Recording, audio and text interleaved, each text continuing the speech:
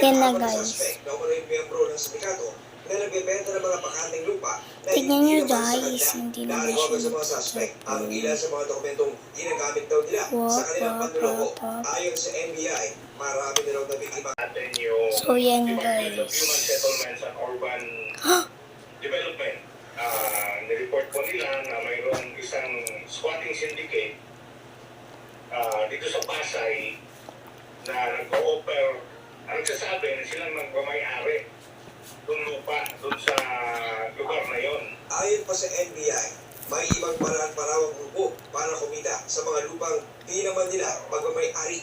Yung mga representative naman itong ating mga subject, may pinapakita ring SPA na ino-authorize itong mga tao nila na mangolekta ng pera doon sa mga nakatira doon sa lugar na Abot yun. ko na oh. Itinid ng mga suspect na sila Joke ang lang. hindi mo may-ari ng lupa at may Tignan talaga yan sinunod ako. dito Tignan ang mga nyo. korte. Totoo yan. Nag-aalok kami, pero may court order with finality ang naalok. Dumaan lahat ito sa court. Hindi kami mag-aalok ng bukas na mga dokumento kung kami man ay mag-aalok sa mga bayan.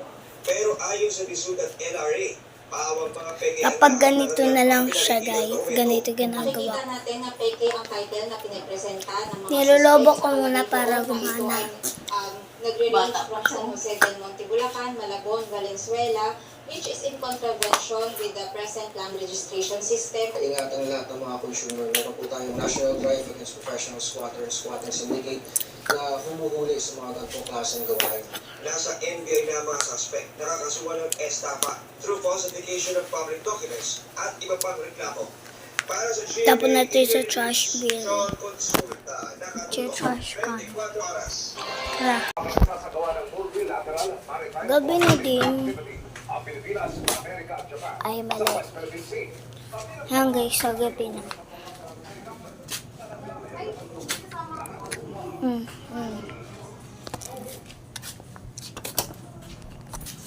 Ina nga ako.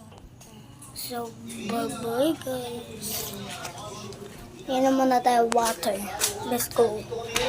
Sa gitna ng West Philippine Sea kung saan may nagaganap na multilateral maritime cooperative activity. Let's go. Let's drink water. Pero Come on. epekto sa takbo ng maritime Tara. Eto na guys. Ngayong araw. Ang piloto ng helicopter ay ang kasama sa dalawang babaeng isa ng Navy na kwalipikado mag-pilot ng mga members ng helicopter. Bukas sa isang mga barko ng Amerika at